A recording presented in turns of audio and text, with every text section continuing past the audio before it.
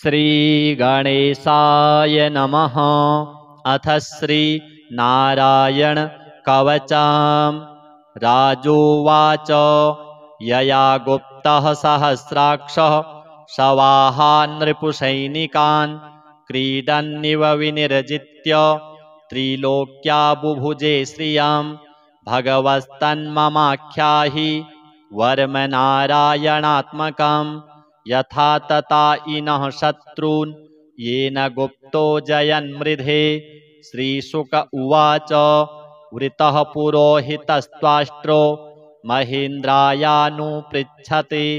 नारायणाख्यं वरमाह तदिहैकमनः शृणु। विश्वरूप उवाच धौताङ्घ्रिपाणिराचम्य सपवित्र उदङ्मुखः कृतस्वाङ्गकरन्यासो मन्त्राभ्यां वाग्यतः शुचिः नारायणमयं वरम सन्नह्योद्भय आगते पादयोर्जानुनोरुर्वोः उदरे हृद्यथोरसि मुखे शिरस्यानुपूर्व्याद ओंकारादीनि विन्यसेत्। ॐ नमो नारायणायेति विपर्ययमथापि वा करन्यासं ततः कुर्यात् द्वादशाक्षरविद्यया प्रणवादियकारान्तम् अङ्गुल्यङ्गुष्ठपर्वसु न्यसेद्धृदय ओंकारं विकारमनुमूर्धनि षकारं तु भ्रुवोर्मध्ये अणकारं शिखया दिशेत् वेकारं नेत्रयोर्युञ्जान् नकारं सर्वसन्धिषु मकारमस्त्रमुद्दिश्य मन्त्रमूर्तिर्भवेद्बुधः सविसर्गं फडन्तं तत् सर्वदिक्षु विनिर्दिशेत्। ॐ विष्णवे नमः इति आत्मानं परमं ध्यायेत् ध्येयं षट्शक्तिभिर्युतं विद्यातेजस्तपोमूर्तिम् इमं मन्त्रमुदाहरेत्। ॐ हरिर्विदध्यान् मम सर्वरक्षां न्यस्ताङ्घ्रिपद्मः पतगेन्द्रपृष्ठे दरारिचर्मासि गदेषु चाप पाशान् दधानोष्टगुणोष्टबाहुः जलेषु मां रक्षतु मत्स्यमूर्तिर्यादो गणेभ्यो वरुणस्य पाशात् स्थलेषु मायावटुवामनोऽव्यात् त्रिविक्रमः खेवतु विश्वरूपः दुर्गेष्वटव्याजिमुखादिषु प्रभुः पायान् नृसिंहो सुरयूथपारिः विमुञ्चतो यस्य महाट्टहासं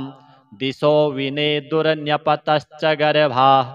रक्षत्वशो माध्वनियज्ञकल्पः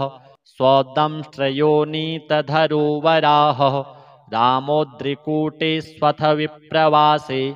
सलक्ष्मणोऽव्याद्भरताग्रजोऽस्मान् मामुग्रधर्मादखिलात् प्रमादान् नारायणः पातु नरश्च हासात् दत्तस्त्वयोगादथ योगनाथः पायात् गुणेशः कपिलः कर्मबन्धनात् सनत्कुमारो वतु कामदेवा ध्यशीर्षा मां पथि देवहेलनात् देवर्षिवर्यः पुरुषार्चनान्तरात् कूर्मो हरिर्मां निर्यादशेषात् धन्वन्तरिर्भगवान् पात्वपथ्यात् द्वन्द्वाद्भयाद्ऋषभो निर्जितात्मा यज्ञश्च लोकादवताञ्जनान्तात् बलो गणात् क्रोधवशादहीन्द्रः द्वैपायनो भगवान् प्रबोधात् बुद्धस्तु पाखण्डगणप्रमादात् कल्किः कलिः कालमलात् प्रपातु धर्मावनायोरुकृतावतारः मां केशवो गदया प्रातरव्यात् गोविन्द आसङ्गवमात्तवेणुः नारायणः प्रहन्न उदात्तशक्तिर्मध्यन्दिने विष्णुररीन्द्रपाणिः देवोपराह्ने मधुहोग्रधन्वा सायं त्रिधामावतु माधवो मां दोषे हृषीकेश उतार्धरात्रे निशीथ एको वतु पद्मनाभः श्रीवत्सधामा पररात्र ईशः प्रत्यूष ईशोऽसिधरो जनार्दनः दामोदरो व्यादनुसन्ध्यं प्रभाते विश्वेश्वरो भगवान् कालमूर्तिः चक्रं युगान्तानलतिग्मनेमि भ्रमत्समन्ताद् भगवत्प्रयुक्तं दन्दग्धिदन्दग्ध्यरिसैन्यमाशु कक्षं यथा वातसखो हुताशः गदे सनिस्पर्शन विस्फुलिङ्गे निष्पीड्य निष्पीड्यजितप्रियासि कूष्माण्डवैनायकयक्षरक्षो भूतग्रहाश्चूर्णय चूर्णयारीन् त्वं यातु धानप्रमथः प्रेतमात्री पिशाच विप्रग्रहघोरदृष्टीन् दरीन्द्रविद्रावय कृष्णपूरितो भीमस्वनोरिर्हृदयानि कम्पयन् त्वं तिग्मधाराशिवरारिसैन्यम् ईशप्रयुक्तो मम छिन्धि छिन्धि चक्षुंसि चर्मञ्छतचन्द्रछादय द्विषामघोनां हरपापचक्षुषां यन्नो भयं ग्रहेभ्यो भूत् केतुभ्यो नृभ्य एव च सरीसृपेभ्यो दंष्ट्रिभ्यो भूतेभ्यो होभ्य एव च सर्वाण्येतानि भगवन् नामरूपास्त्रकीर्तनात् प्रयान्तु संशयं सद्यो येन श्रेयः प्रतीपकाः गरुडो भगवान् स्तोत्रस्तोभश्छन्दोमयः प्रभुः रक्षत्वशेषकृच्छ्रेभ्यो विश्वक्सेनः स्वनामभिः सर्वापद्भ्यो हरेर्नाम रूपयानायुधानि नः बुद्धीन्द्रियमनः प्राणान् पान्तु पार्षदभूषणाः यथा हि भगवानेव वस्तुतः सदसच्च यत् सत्येनानेन नः सर्वे यान्तु नाशमुपद्रवाः यथैकात्म्यानुभावानां विकल्परहितः स्वयं भूषणायुधलिङ्गाख्या धत्ते शक्तिः स्वमायया तेनैव सत्यमानेन सर्वज्ञो भगवान् हरिः पातु सर्वैः स्वरूपैर्नः सदा सर्वत्र सर्वगः विदिक्षु दिक्षूर्ध्वमधः समन्तात् अन्तर्बहिर्भगवान्नारसिंहः प्रहापयं लोकभयं स्वनेन स्वतेजसाग्रस्तसमस्ततेजाः मघवन्निदमाख्यातं वर्मनारायणात्मकं विजेष्यस्यञ्जसा येन दंशितोऽसुरयूथपान् एतद्धारयमाणस्तु यं यं पश्यति चक्षुषा पदावासं स्पृशेत् सद्यः साध्वसात् स विमुच्यते न कुतश्चिद्भयं तस्य विद्यां धारयतो भवेत् राजदस्युग्रहादिभ्यो व्याघ्रादिभ्यश्च कर्हिचित् इमां विद्यां पुरा कश्चित् कौशिको धारयन् द्विजः योगधारणया स्वाङ्गं जहौ स मरुधन्वनि तस्योपरि विमानेन गन्धर्वपतिरेकदा ययौ चित्ररथस्त्रीभिर्वृतो यत्र द्विजक्षयः गगनान्यपतत् सद्यः स विमानो ह्यवाक्षिराः सौवाल्खिल्यवचनात् अस्थिन्यादाय विस्मितः प्रास्य प्राची सरस्वत्यां स्नात्वा धाम स्वमन्वगात् श्रीशुक उवाच य इदं शृणुयात्काले यो धारयति चादृतः तं नमस्यन्ति भूतानि मुच्यते सर्वतो भयात् एतां विद्यामधिगतो विश्वरूपाच्छतक्रतुः त्रैलोक्यलक्ष्मीं बुभुजे विनिर्जित्य मृधे सुरान्। जय जय श्रीमद्भागवत महापुराणे पारमहंस्यां संहितायां षष्ठस्कन्धे नारायणवर्मकथनं नाम अष्टमः। श्रीनारायणार्पणमस्तु। राजोवाच यया गुप्तः सहस्राक्षः सवाहान् नृपुसैनिकान् क्रीडन्निव विनिर्जित्य त्रिलोक्या बुभुजे श्रियं भगवस्तन्ममाख्याहि वर्मनारायणात्मकं यथा तता इनः शत्रून् येन गुप्तो जयन्मृधे। श्रीशुक उवाच वृतः पुरोहितस्त्वाष्ट्रो महेन्द्रायानुपृच्छते नारायणाख्यं वरमाह तदिहैकमनः शृणु। विश्वरूप उवाच धौताङ्घ्रिपाणिराचम्य सपवित्र उदङ्मुखः कृतस्वाङ्गकरन्यासो मन्त्राभ्यां वाग्यतः शुचिः। नारायणमयं वरम सन्नह्योद्भय आगते पादयोर्जानुनोरुर्वोः उदरे हृद्यथोरसि मुखे शिरस्यानुपूर्व्याद ओंकारादीनि विन्यसेत्। ॐ नमो नारायणायेति विपर्ययमथापि वा करन्यासं ततः कुर्यात् द्वादशाक्षरविद्यया प्रणवादियकारान्तम् अङ्गुल्यङ्गुष्ठपर्वसु न्यसेद्धृदय ओंकारं विकारमनुमूर्धनि षकारं तु भ्रुवोर्मध्ये अणकारं शिखया दिशेत् वेकारं नेत्रयोर्युञ्जान् नकारं सर्वसन्धिषु मकारमस्त्रमुद्दिश्य मन्त्रमूर्तिर्भवेद्बुधः सविसर्गं फडन्तं तत् सर्वदिक्षु विनिर्दिशेत्। ॐ विष्णवे नमः इति आत्मानं परमं ध्यायेत् ध्येयं षट्शक्तिभिर्युतं विद्यातेजस्तपोमूर्तिम् इमं मन्त्रमुदाहरेत्। ॐ हरिर्विदध्यान् मम सर्वरक्षां न्यस्ताङ्घ्रिपद्मः पतगेन्द्रपृष्ठे दरारिचर्मासि गदेषु चाप पाशान् दधानोष्टगुणोष्टबाहुः जलेषु मां रक्षतु मत्स्यमूर्तिर्यादो गणेभ्यो वरुणस्य पाशात् स्थलेषु मायावटुवामनोऽव्यात् त्रिविक्रमः खेवतु विश्वरूपः दुर्गेष्वटव्याजिमुखादिषु प्रभुः पायान् नृसिंहो सुरयूथपारिः विमुञ्चतो यस्य महाट्टहासं दिशो विनेदुर्न्यपतश्च गर्भाः रक्षत्वशो माध्वनियज्ञकल्पः स्वदंष्ट्रयोनीतधरो वराहः रामोद्रिकूटेष्वथ विप्रवासे सलक्ष्मणोऽव्याद्भरताग्रजोऽस्मान् मामुग्रधर्मादखिलात् प्रमादान् नारायणः पातु नरश्च हासात् दत्तस्त्वयोगादथ योगनाथः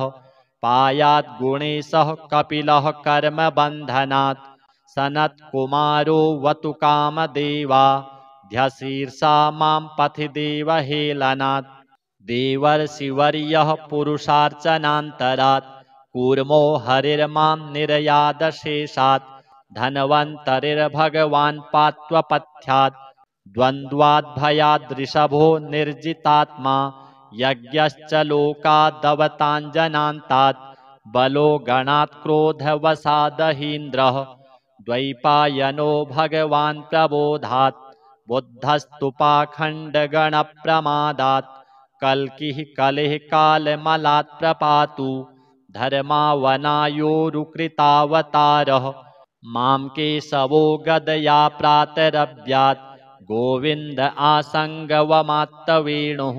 नारायणः प्रहन्न उदात्तशक्तिर्मध्यं दिने विष्णुररीन्द्रपाणिः देवोपराह्ने मधुहोग्रधन्वा सायं त्रिधामावतु माधवो मां दोषे हृषीकेश उतार्धरात्रे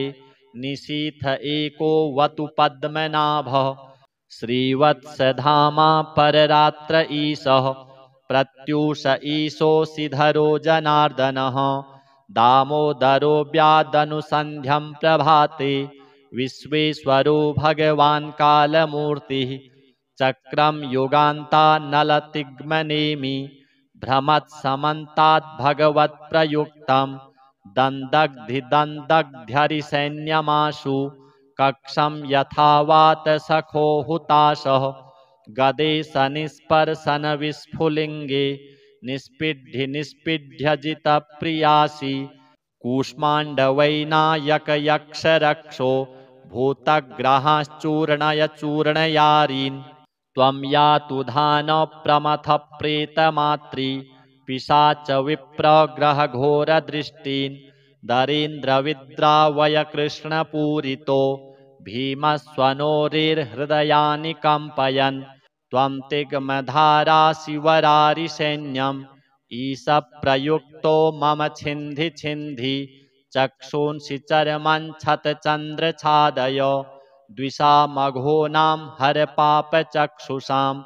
यन्नो भयं ग्रहेभ्यो भूत् केतुभ्यो नृभ्य एव च सरीसृपेभ्यो दंष्ट्रिभ्यो भूतेभ्यो होभ्य एव च सर्वाण्येतानि भगवन् नामरूपास्त्रकीर्तनात् प्रयान्तु संशयं सद्यो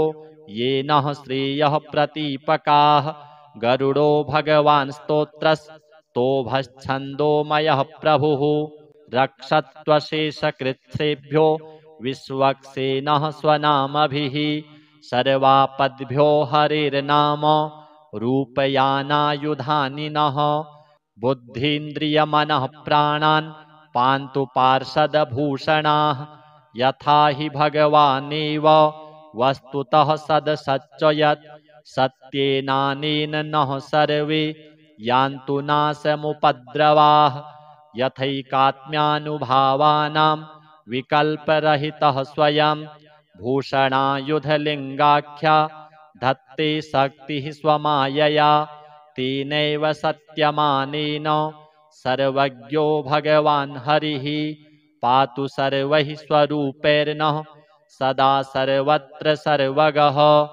विदिक्षु दिक्षूर्ध्वमधः समन्तात् अन्तर्बहिर्भगवान्नारसिंहः प्रहापयं लोकभयं स्वनेन स्वतेजसा ग्रस्तसमस्ततेजाः मघवन्निदमाख्यातं वर्मनारायणात्मकं विजेष्यस्यञ्जसा येन दंशितोऽसुरयूथपान् एतद्धारयमाणस्तु यं यं पश्यति चक्षुषा पदावासं स्पृशेत् सद्यः साध्वसात् स विमुच्यते न कुतश्चिद्भयं तस्य विद्यां धारयतो भवेत् राजदस्युग्रहादिभ्यो व्याघ्रादिभ्यश्च कर्हिचित् इमां विद्यां पुरा कश्चित् कौशिको धारयन् द्विजः योगधारणया स्वाङ्गं जहौ स मरुधन्वनि तस्योपरि विमानेन गन्धर्वपतिरेकदा ययौ चित्ररथस्त्रीभिर्वृतो यत्र द्विजक्षयः गगनान्यपतत् सद्यः स विमानो ह्यवाक्षिराः सौवाल्खिल्यवचनात् अस्थिन्यादाय विस्मितः प्रास्य प्राची सरस्वत्यां स्नात्वा धाम स्वमन्वगात् श्रीशुक उवाच य इदं शृणुयात्काले यो धारयति चादृतः तं नमस्यन्ति भूतानि मुच्यते सर्वतो भयात् एतां विद्यामधिगतो विश्वरूपाच्छतक्रतुः त्रैलोक्यलक्ष्मीं बुभुजे विनिर्जित्य मृधे सुरान्। जय जय श्रीमद्भागवत महापुराणे पारमहंस्यां संहितायां षष्ठस्कन्धे नारायणवर्मकथनं नाम अष्टमः। श्रीनारायणार्पणमस्तु। राजोवाच यया गुप्तः सहस्राक्षः शवाहान् नृपुसैनिकान् क्रीडन्निव विनिर्जित्य त्रिलोक्या बुभुजे श्रियं भगवस्तन्ममाख्याहि वर्मनारायणात्मकं यथा तथा इनः शत्रून् येन गुप्तो जयन्मृधे। श्रीशुक उवाच वृतः पुरोहितस्त्वाष्ट्रो महेन्द्रायानुपृच्छते नारायणाख्यं वर्माह तदिहैकमनः शृणु। विश्वरूप उवाच धौताङ्घ्रिपाणिराचम्य सपवित्र उदङ्मुखः कृतस्वाङ्गकरन्यासो मन्त्राभ्यां वाग्यतः शुचिः नारायणमयं वर्म सन्नह्योद्भय आगते पादयोर्जानुनोरुर्वोः उदरे हृद्यथोरसि मुखे शिरस्यानुपूर्व्याद ओंकारादीनि विन्यसेत् ॐ नमो नारायणायेति विपर्ययमथापि वा करन्यासं ततः कुर्यात् द्वादशाक्षरविद्यया प्रणवादियकारान्तम् अङ्गुल्यङ्गुष्ठपर्वसु न्यसेद्धृदय ओंकारं विकारमनुमूर्धनि षकारं तु भ्रुवोर्मध्ये अणकारं शिखया दिशेत् वेकारं नेत्रयोर्युञ्जान् नकारं सर्वसन्धिषु मकारमस्त्रमुद्दिश्य मन्त्रमूर्तिर्भवेद्बुधः सविसर्गं फडन्तं तत् सर्वदिक्षु विनिर्दिशेत् ॐ विष्णवे नमः इति आत्मानं परमं ध्यायेत् ध्येयं षट्शक्तिभिर्युतं विद्यातेजस्तपोमूर्तिम् इमं मन्त्रमुदाहरेत् ॐ हरिर्विदध्यान् मम सर्वरक्षां न्यस्ताङ्घ्रिपद्मः पतगेन्द्रपृष्ठे दरारिचर्मासि गदेषु चाप पाशान् दधानोष्टगुणोष्टबाहुः जलेषु मां रक्षतु मत्स्यमूर्तिर्यादो गणेभ्यो वरुणस्य पाशात् स्थलेषु मायावटुवामनोऽव्यात् त्रिविक्रमः खेवतु विश्वरूपः दुर्गेष्वटव्याजिमुखादिषु प्रभुः पायान् नृसिंहो सुरयूथपारिः विमुञ्चतो यस्य महाट्टहासं दिशो विनेदुर्न्यपतश्च गर्भाः रक्षत्वशो माध्वनियज्ञकल्पः स्वदंष्ट्रयोनीतधरो वराहः रामोद्रिकूटेष्वथ विप्रवासे सलक्ष्मणोऽव्याद्भरताग्रजोऽस्मान् मामुग्रधर्मादखिलात् प्रमादान् नारायणः पातु नरश्च हासात् दत्तस्त्वयोगादथ योगनाथः पायाद्गुणेशः कपिलः कर्मबन्धनात् सनत्कुमारो वतु कामदेवा ध्यशीर्षा मां पथि देवहेलनात् देवर्षिवर्यः पुरुषार्चनान्तरात् कूर्मो हरिर्मां निर्यादशेषात् धन्वन्तरिर्भगवान् पात्वपथ्यात् द्वन्द्वाद्भयाद्ऋषभो निर्जितात्मा यज्ञश्च लोकादवताञ्जनान्तात् बलो गणात् क्रोधवसादहीन्द्रः द्वैपायनो भगवान् प्रबोधात् बुद्धस्तु पाखण्डगणप्रमादात् कल्किः कलिः कालमलात् प्रपातु धर्मावनायोरुकृतावतारः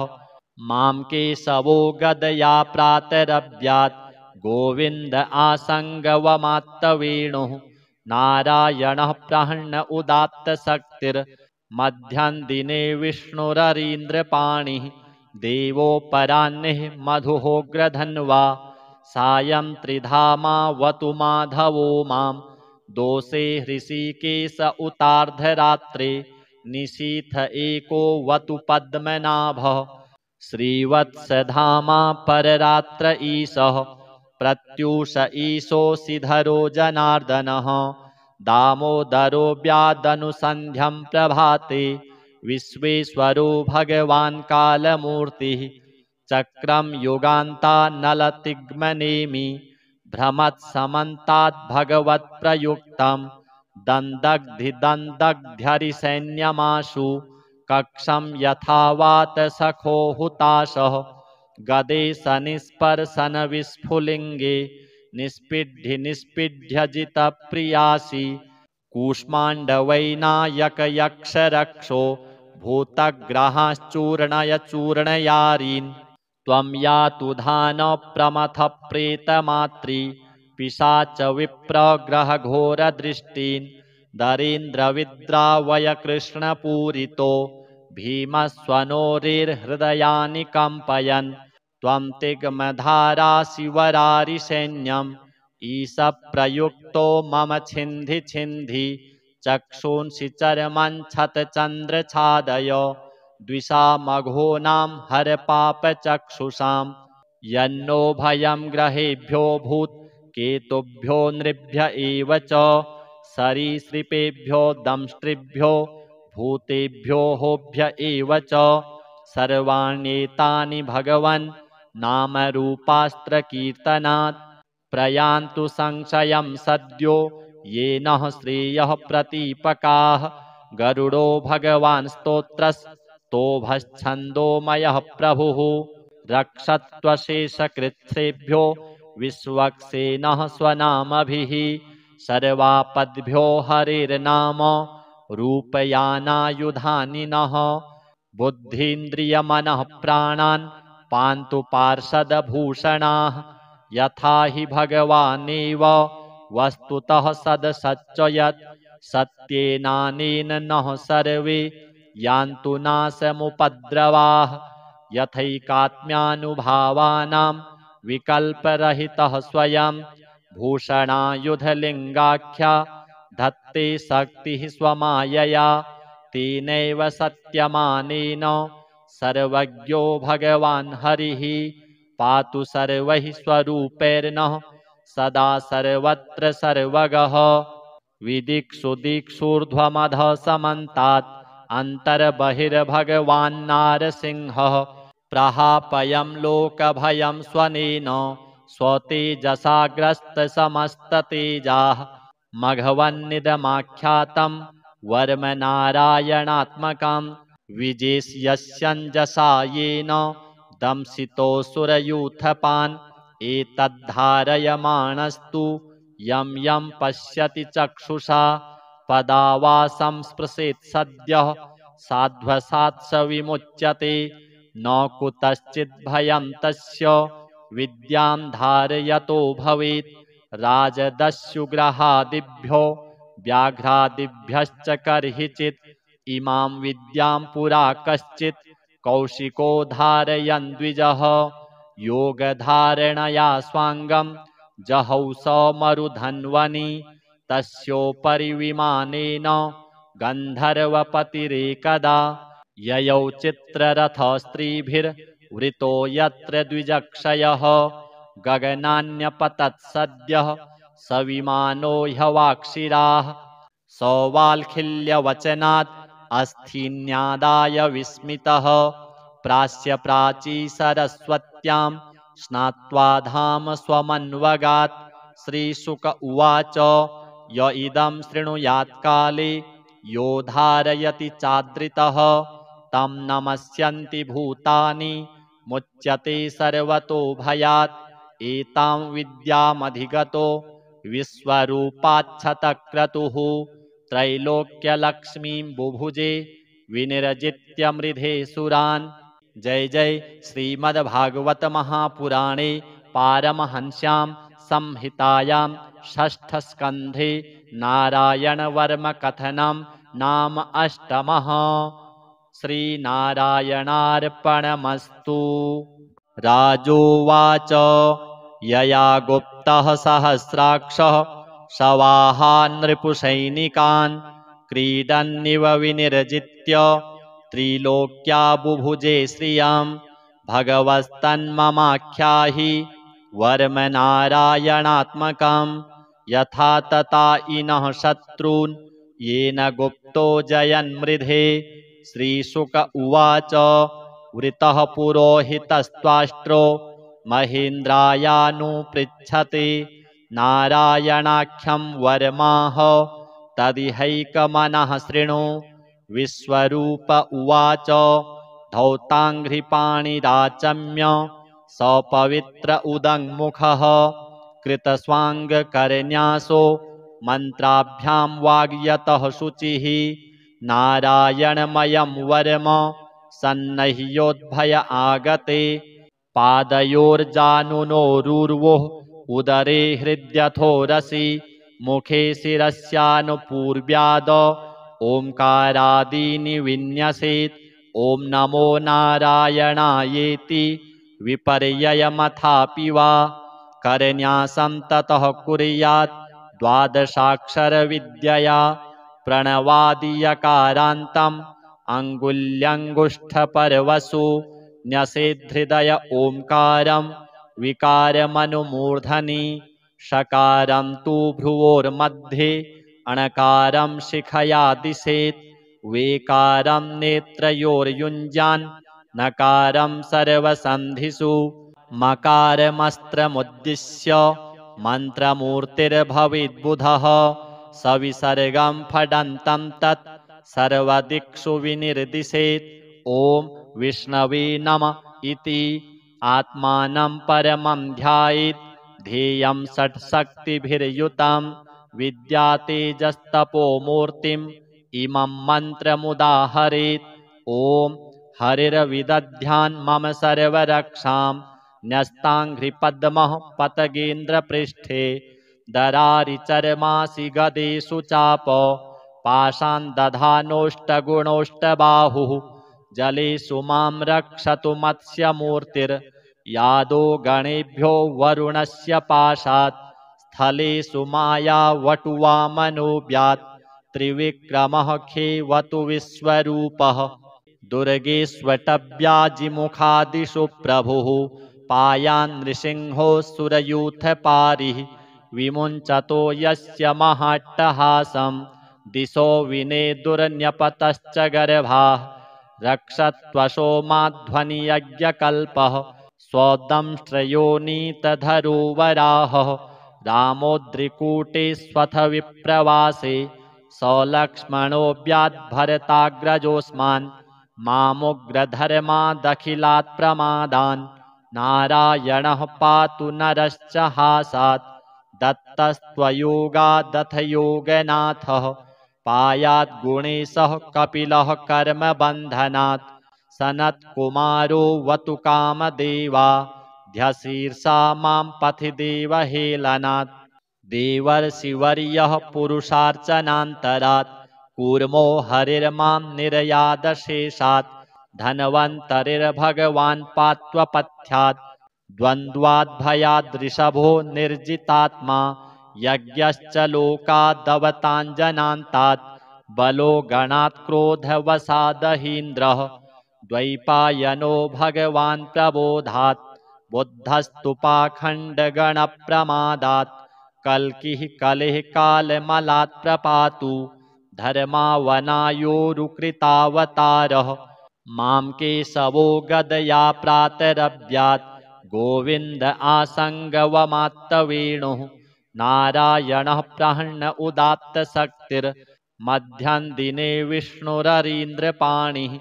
देवोपराह्निः मधुहोग्रधन्वा सायं त्रिधामावतु माधवो मां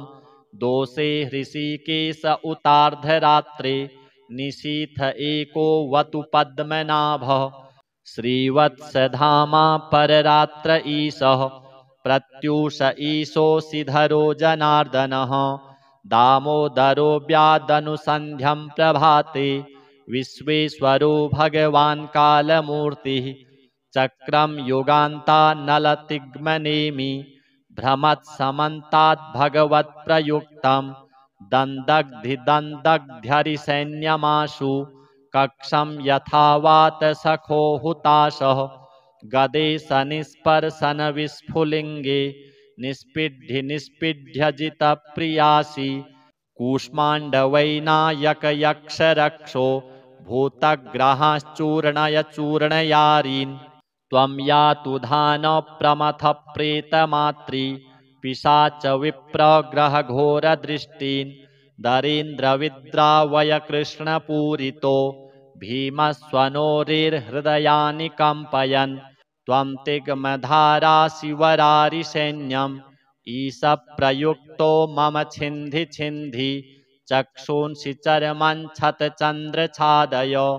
द्विषामघोनां हरपापचक्षुषां यन्नो भयं ग्रहेभ्योऽभूत् केतुभ्यो नृभ्य एव च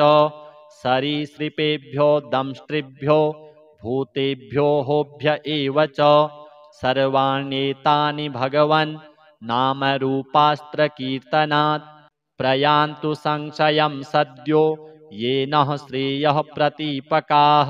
गरुडो भगवान् स्तोत्रस्तोभश्छन्दोमयः प्रभुः रक्षत्वशेषकृत्सेभ्यो विश्वक्सेनः स्वनामभिः सर्वापद्भ्यो हरेर्नाम रूपयानायुधानि नः बुद्धीन्द्रियमनः प्राणान् पान्तु पार्षदभूषणाः यथा हि भगवानेव वस्तुतः सदसच्च यत् सत्येनानेन नः सर्वे यान्तु नाशमुपद्रवाः यथैकात्म्यानुभावानां विकल्परहितः स्वयं भूषणायुधलिङ्गाख्या धत्ते शक्तिः स्वमायया तेनैव सत्यमानेन सर्वज्ञो भगवान् हरिः पातु सर्वैः स्वरूपैर्नः सदा सर्वत्र सर्वगः विदिक्षुदिक्षूर्ध्वमधः समन्तात् अन्तर्बहिर्भगवान्नारसिंहः प्रहापयं लोकभयं स्वनेन स्वतेजसाग्रस्तसमस्ततेजाः मघवन्निदमाख्यातं वर्मनारायणात्मकं विजेष्यस्यञ्जसा येन दंशितोऽसुरयूथपान् एतद्धारयमाणस्तु यं यं पश्यति चक्षुषा पदावासं स्पृशेत् सद्यः साध्वसात् स विमुच्यते न कुतश्चिद्भयं तस्य विद्यां धारयतो भवेत् राजदस्युग्रहादिभ्यो व्याघ्रादिभ्यश्च कर्हिचित् इमां विद्यां पुरा कश्चित् कौशिको धारयन् द्विजः योगधारणया स्वाङ्गं जहौ स मरुधन्वनि तस्योपरि विमानेन गन्धर्वपतिरेकदा ययौ चित्ररथस्त्रीभिर्वृतो यत्र द्विजक्षयः गगनान्यपतत् सद्यः स विमानो ह्यवाक्षिराः सौवाल्खिल्यवचनात् अस्थिन्यादाय विस्मितः प्रास्य प्राची सरस्वत्यां स्नात्वा धाम स्वमन्वगात् श्रीशुक उवाच य इदं शृणुयात्काले यो धारयति चादृतः तं नमस्यन्ति भूतानि मुच्यते सर्वतो भयात् एतां विद्यामधिगतो विश्वरूपाच्छतक्रतुः त्रैलोक्यलक्ष्मीं बुभुजे विनिर्जित्य मृधे सुरान्। जय जय श्रीमद्भागवत महापुराणे पारमहंस्यां संहितायां षष्ठस्कन्धे नारायणवर्म कथनं नाम अष्टमः। श्रीनारायणार्पणमस्तु। राजोवाच यया गुप्तः सहस्राक्षः शवाहान् नृपुसैनिकान् क्रीडन्निव विनिर्जित्य त्रिलोक्या बुभुजे श्रियं भगवस्तन्ममाख्याहि वर्मनारायणात्मकं यथा तथा इनः शत्रून् येन गुप्तो जयन्मृधे। श्रीशुक उवाच वृतः पुरोहितस्त्वाष्ट्रो महेन्द्रायानुपृच्छते नारायणाख्यं वर्माह तदिहैकमनः शृणु। विश्वरूप उवाच धौताङ्घ्रिपाणिराचम्य सपवित्र उदङ्मुखः कृतस्वाङ्गकरन्यासो मन्त्राभ्यां वाग्यतः शुचिः नारायणमयं वर्म सन्नह्योद्भय आगते पादयोर्जानुनोरुर्वोः उदरे हृद्यथोरसि मुखे शिरस्यानुपूर्व्याद ओंकारादीनि विन्यसेत् ॐ नमो नारायणायेति विपर्ययमथापि वा करन्यासं ततः कुर्यात् द्वादशाक्षरविद्यया प्रणवादियकारान्तम् अङ्गुल्यङ्गुष्ठपर्वसु न्यसेद्धृदय ओंकारं विकारमनुमूर्धनि षकारं तु भ्रुवोर्मध्ये अणकारं शिखया दिशेत् वेकारं नेत्रयोर्युञ्जान् नकारं सर्वसन्धिषु मकारमस्त्रमुद्दिश्य मन्त्रमूर्तिर्भवेद्बुधः सविसर्गं फडन्तं तत् सर्वदिक्षु विनिर्दिशेत्। ॐ विष्णवे नमः इति आत्मानं परमं ध्यायेत्। ध्येयं षट्शक्तिभिर्युतं विद्यातेजस्तपोमूर्तिम् इमं मन्त्रमुदाहरेत्। ॐ हरिर्विदध्यान् मम सर्वरक्षां न्यस्ताङ्घ्रिपद्मः पतगेन्द्रपृष्ठे दरारिचर्मासि गदेषु चाप पाशान् दधानोष्टगुणोष्टबाहुः जलेषु मां रक्षतु मत्स्यमूर्तिर्यादो गणेभ्यो वरुणस्य पाशात् स्थलेषु मायावटुवामनोऽव्यात् त्रिविक्रमः खेवतु विश्वरूपः दुर्गेष्वटव्याजिमुखादिषु प्रभुः पायान् नृसिंहोऽसुरयूथपारिः विमुञ्चतो यस्य महाट्टहासं दिशो विनेदुर्न्यपतश्च गर्भाः रक्षत्वशो माध्वनियज्ञकल्पः स्वदंष्ट्रयोनीतधरो वराहः रामोद्रिकूटेष्वथ विप्रवासे सलक्ष्मणोऽव्याद्भरताग्रजोऽस्मान् मामुग्रधर्मादखिलात् प्रमादान् नारायणः पातु नरश्च हासात् दत्तस्त्वयोगादथ योगनाथः पायाद्गुणेशः कपिलः कर्मबन्धनात् सनत्कुमारोऽवतु कामदेवाध्यशीर्षा मां पथि देवहेलनात् देवर्षिवर्यः पुरुषार्चनान्तरात् कूर्मो हरिर्मां निर्यादशेषात् धन्वन्तरिर्भगवान् पात्वपथ्यात् द्वन्द्वाद्भयाद्ऋषभो निर्जितात्मा यज्ञश्च लोकादवताञ्जनान्तात् बलो गणात् क्रोधवशादहीन्द्रः द्वैपायनो भगवान् प्रबोधात् बुद्धस्तु पाखण्डगणप्रमादात् कल्किः कलिः कालमलात् प्रपातु धर्मावनायोरुकृतावतारः मां केशवो गदया प्रातरव्यात् गोविन्द आसङ्गवमात्तवेणुः नारायणः प्रहन्न उदात्तशक्तिर्मध्यं दिने विष्णुररीन्द्रपाणिः देवोपराह्निः मधुहोग्रधन्वा सायं त्रिधामावतु माधवो मां दोषे हृषीकेश उतार्धरात्रे निशीथ एको वतु पद्मनाभः श्रीवत्सधामा पररात्र ईशः प्रत्यूष ईशोऽसिधरो जनार्दनः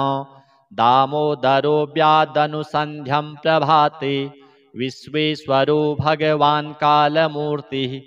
चक्रं युगान्तान्नलतिग्मनेमि भ्रमत्समन्ताद् भगवत्प्रयुक्तं दन्दग्धिदन्दग्ध्यरिसैन्यमाशु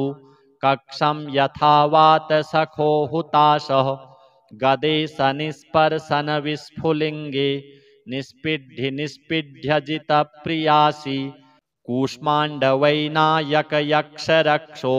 भूतग्रहाश्चूर्णय चूर्णयारीन् त्वं यातु धानप्रमथः प्रेतमात्री पिशाच विप्रग्रहघोरदृष्टीन् दरीन्द्रविद्रावय कृष्णपूरितो भीमस्वनोरिर्हृदयानि कम्पयन् त्वं तिग्मधाराशिवरारिसैन्यम् ईशप्रयुक्तो मम छिन्धि छिन्धि चक्षूंसि चर्मञ्छतचन्द्रछादय द्विषामघोनां हरपापचक्षुषां यन्नो भयं ग्रहेभ्यो भूत् केतुभ्यो नृभ्य एव च सरीसृपेभ्यो दंष्ट्रिभ्यो भूतेभ्यो होभ्य एव च सर्वाण्येतानि भगवन् नामरूपास्त्रकीर्तनात् प्रयान्तु संशयं सद्यो येनः श्रेयः प्रतीपकाः गरुडो भगवान् स्तोत्रस्तोभश्छन्दोमयः प्रभुः रक्षत्वशेषकृच्छ्रेभ्यो विश्वक्सेनः स्वनामभिः सर्वापद्भ्यो हरेर्नाम रूपयानायुधानि नः बुद्धीन्द्रियमनः प्राणान् पान्तु पार्षदभूषणाः यथा हि भगवानेव वस्तुतः सदसच्च यत् सत्येनानेन नः सर्वे यान्तु नाशमुपद्रवाः यथैकात्म्यानुभावानां विकल्परहितः स्वयं भूषणायुधलिङ्गाख्या धत्ते शक्तिः स्वमायया तेनैव सत्यमानेन सर्वज्ञो भगवान् हरिः पातु सर्वैः स्वरूपैर्नः सदा सर्वत्र सर्वगः विदिक्षु दिक्षूर्ध्वमधः समन्तात् अन्तर्बहिर्भगवान्नारसिंहः प्रहापयं लोकभयं स्वनेन स्वतेजसाग्रस्तसमस्ततेजाः मघवन्निदमाख्यातं वर्मनारायणात्मकं विजेष्यस्यञ्जसा येन दंशितोऽसुरयूथपान् एतद्धारयमाणस्तु यं यं पश्यति चक्षुषा पदावासं स्पृशेत् सद्यः साध्वसात् स विमुच्यते न कुतश्चिद्भयं तस्य विद्यां धारयतो भवेत् राजदस्युग्रहादिभ्यो व्याघ्रादिभ्यश्च कर्हिचित् इमां विद्यां पुरा कश्चित् कौशिको धारयन् द्विजः योगधारणया स्वाङ्गं जहौ स मरुधन्वनि तस्योपरि विमानेन गन्धर्वपतिरेकदा ययौ चित्ररथस्त्रीभिर्वृतो यत्र द्विजक्षयः गगनान्यपतत् सद्यः स विमानो ह्यवाक्षिराः सौवाल्खिल्यवचनात् अस्थिन्यादाय विस्मितः प्रास्य प्राची सरस्वत्यां स्नात्वा धाम स्वमन्वगात् श्रीशुक उवाच य इदं शृणुयात्काले यो धारयति चादृतः तं नमस्यन्ति भूतानि मुच्यते सर्वतो भयात् एतां विद्यामधिगतो विश्वरूपाच्छतक्रतुः त्रैलोक्यलक्ष्मीं बुभुजे विनिर्जित्य मृधे सुरान्। जय जय श्रीमद्भागवत महापुराणे पारमहंस्यां संहितायां षष्ठस्कन्धे नारायणवर्मकथनं नाम अष्टमः। श्रीनारायणार्पणमस्तु।